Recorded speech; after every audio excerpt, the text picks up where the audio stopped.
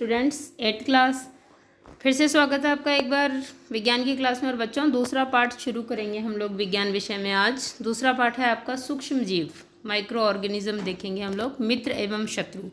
मित्र एवं शत्रु का मतलब है कि कुछ माइक्रो ऑर्गेनिज्म या सूक्ष्म जीव हमारे लिए फ़ायदेमंद होते हैं, यानी हमारे मित्र की भूमिका निभाते हैं। वहीं पर कुछ माइक्रो ऑर्गेनिज्म जो हैं वो हमारे शत्रु की तरह बिहेव करते हैं या शत्रु की तरह व्यवहार करते हैं, क्योंकि नुकसान पहुंचाते हैं हमें, और शत्रु हमेशा नुकसान पहुंचाते हैं ना, इसलिए लिखा है यहाँ पर। दोनों स्टेटमेंट हैं, सूक्ष्म जीव, मित्र एवं शत्रु। पाठ 2 विज्ञान विषय। चलिए शुरू करते हैं पाठ को। आइए प्रस्तावना देखें।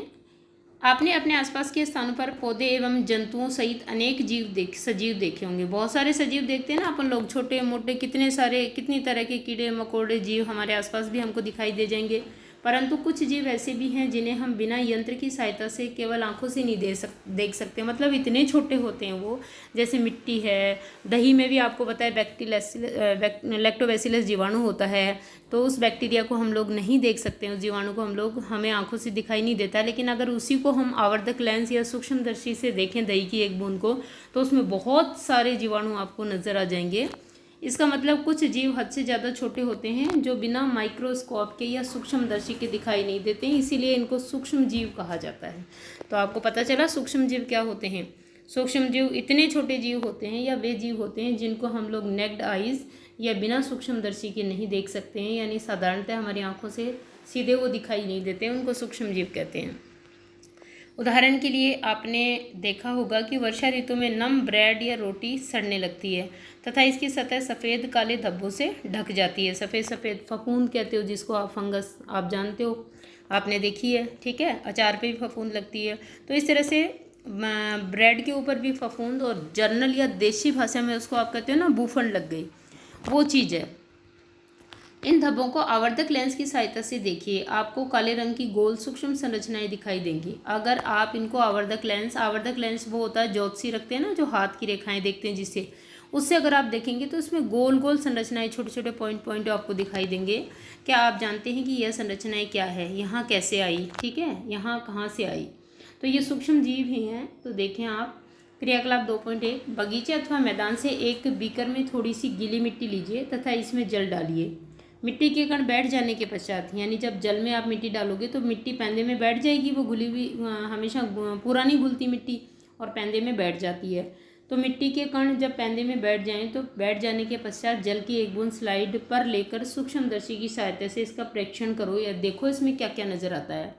आप क्या देखते हैं, क्या देखेंगे हम लोग? क्रियाकलाप 2 करें। एक तालाब या पोखर से, ठीक है, जलाशय होते हैं पोखर और तालाब, इनसे जल की कुछ बूंदें लीजिए। कांच की स्लाइड पर, कांच की एक पट्टी होती है जो सूक्ष्मदर्शी के नीचे रखते हैं हम लोग, उसी के ऊपर कोई चीज़ रख करके हम लोग जो सूक्ष्मदर्शी से देखते हैं उसे स्लाइड कहते हैं। तो कांच की एक पट्टी पर फैलाकर सूक्ष्मदर्शी की सहायता से इसका भी परीक्षण कीजिए।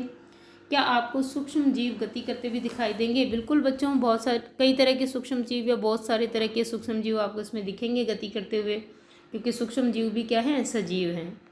इन प्रेक्षणों से पता चलता है कि मिट्टी एवं पानी में अनेक छोटे छोटे सूक्ष्म जीव उपस्थित रहते हैं। सूक्ष्म जीव इतने छोटे होते हैं कि उन्हें बिना यंत्र की सहायता से नहीं देखा जा सकता। इसमें से कुछ, जैसे कि ब्रेड पर उगने वाली कवक को आवर्धक लेंस की सहायता से देखा जा सकता है, यानी ये कुछ बड़े हैं थोड़े, जबकि अन्य बिना सूक्ष्मदर्शी की सहायता से दिखाई नहीं देते। यही कारण है कि इन्हें सूक्ष्म जीव कहते हैं। सूक्ष्म जीवों को 4 मुख्य वर्गों में बांटा गया बच्चों, 4 वर्गों में सूक्ष्म जीवों को रखा गया है, यानी 4 वर्ग हैं इनके। 4 तरह के सूक्ष्म जीव मिलते हैं। वो वर्ग हैं जीवाणु, कवक, प्रोटोजोआ एवं शैवाल, ठीक है। ये सभी सूक्ष्म जीवों के वर्ग हैं। जीवाणु, शैवाल, प्रोटोजोआ एवं कवक के कुछ सामान्य सूक्ष्म जीव चित्र 2.1 से 2.4 में दर्शाए गए, हम लोग आगे देखेंगे। तो फर्स्ट है आपका, पहला वर्ग है विषाणु या वायरस, ठीक है। इनको भी, एक और चीज़ है, जीवाणु, कवक, प्रोटोजोआ और शैवाल के अलावा वायरस या विषाणु, ये भी सूक्ष्म जीव होते हैं, परंतु वे अन्य सूक्ष्म जीवों से भिन्न है, क्योंकि इनको अकोशिक जीवों में रखा गया है। हम लोग शैवाल में और जीवाणु में, कवक में इनको नहीं रख सकते हैं, क्योंकि इनके पास अपनी कोशिका भित्ति नहीं है, तो ये अकोशिक जीवों में गिने जाएंगे। परंतु ये जब किसी जीवित कोशिका के अंदर घुस जाते हैं तो उस कोशिका की सारी मशीनरी या सारी चीज़ें उपयोग में लेने के बाद में ये गुणन करते हैं, ये जनन करते हैं और अपने जैसे कई जीव बनाते हैं। इसीलिए इनको जो है, इनको भी सूक्ष्म जीवों में इंक्लूड किया गया है, इनको भी सूक्ष्म जीवों में गिना जाता है। पर अलग क्यों है वो देख लो। परंतु ये अन्य सूक्ष्म जीवों से भिन्न हैं।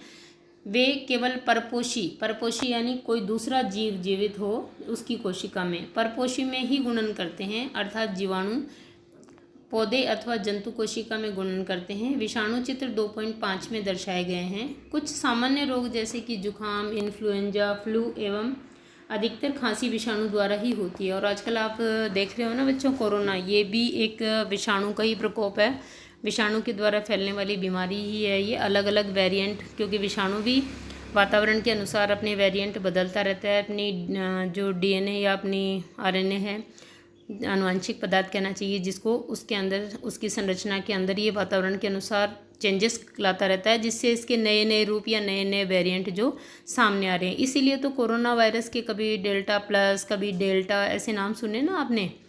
तो ये कोरोना वायरस के वेरिएंट किस तरह से, क्योंकि विषाणु लगातार जो है वातावरण के संपर्क में आके अपने रूप बदल रहा है और बदले हुए रूपों को वेरिएंट कहते हैं इसके। कुछ विशेष रोग जैसे कि पोलियो एवं खसरा भी विषाणु या वायरस द्वारा होते हैं। अतिसार एवं मलेरिया प्रोटोजोआ द्वारा होते हैं। अतिसार, ठीक है, और मलेरिया जो है वो प्रोटोजोआ के द्वारा होते हैं। टाइफाइड और क्षय रोग मतलब टीबी जीवाणु द्वारा उत्पन्न होने वाले रोग हैं। इनमें से कुछ सूक्ष्म जीवों के विषय में आप कक्षा 6ठी और 7वीं में पढ़ चुके हैं। ये देखिए आप, ठीक है ना। ये चित्र किसका है? जीवाणु का। ये छड़नुमा जीवाणु है और ये स्पाइरल कौन से जीवाणु होते हैं? सर्प आकृति के या सांप की तरह घूमे हुए एस आकृति के। ये हैं क्लेमाइडोमोनास और स्पाइरोगैरा शैवाल हैं। और इधर ये देखिए प्रोटोजोआ है जिसमें अमीबा और पैरामीशियम है, जलीय जीव है ये, जल में रहने वाले प्रोटोजोआ हैं। नीचे आ जाओ बेटा, ये कवक हैं, पेनिसिलियन, ठीक है, एस्परजिलस और राइजोपस, ठीक है, ब्रेड मोल्ड कहते हैं जिसको, राइजोपस को। ब्रेड पर यही फफूंद उगने का या कवक लगने का कारण होता है राइजोपस ही। ये सारे चित्र जो है वो आप बनाएंगे कॉपी में, यहाँ से ये होमवर्क है आपका, ठीक है। इसके अलावा वायरस की बात करें तो ये देखिए आप, ये विषाणु का चित्र है एक, ठीक है, इसको भी बनाना आपको। चलिए सूक्ष्म जीव कहाँ रहते हैं वो देखेंगे अब हम लोग, है ना। क्या कोई ऐसा प्राकृतिक आवास है जिसमें सूक्ष्म जीव रहते हैं, या कोई ऐसी जगह जहाँ सूक्ष्म जीव नहीं पाए जाते हैं, इससे पता चलेगा। सूक्ष्म जीव एक कोशिक हो सकते हैं जैसे कि जीवाणु, कुछ शैवाल एवं प्रोटोजोआ, अथवा बहुकोशिकीय जैसे कि कई शैवाल और कवक, ठीक है। कहने का मतलब सूक्ष्म जीव जो है वो एक कोशिकीय भी हो सकते हैं, यानी एक कोशिकाओं से बना हुआ शरीर भी हो सकता है उनका, और एक से अधिक कोशिकाओं से बना हुआ भी हो सकता है, ठीक है। यह बर्फीली शीत से उष्ण यानी गर्म स्रोतों तक हर प्रकार की परिस्थितियों में जीवित रहते हैं।